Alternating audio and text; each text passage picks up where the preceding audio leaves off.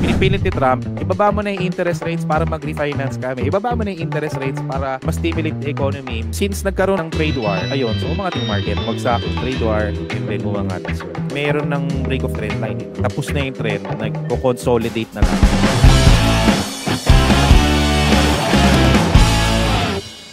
Pinipilit ni Trump, ibaba mo na yung interest rates para mag-refinance kami. Ibaba mo na yung interest rates para ma-stimulate the economy. Kasi nga, may tariff eh. Yun, matigas nga ang ulo ni Powell.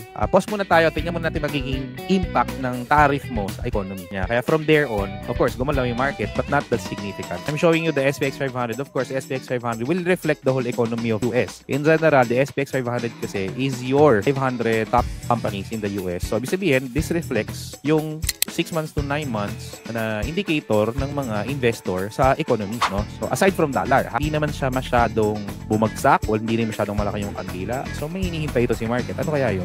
During April, May, dyan yung mga earnings report from Q1. Probably yun yung hinihintay nito. Kaya wala pa. Since nagkaroon ng trade war, ayun, so umangat yung market, magsak yung trade war, and then umangat as well. So, probably ang tingin ko sa market recently will really just go sideways from here.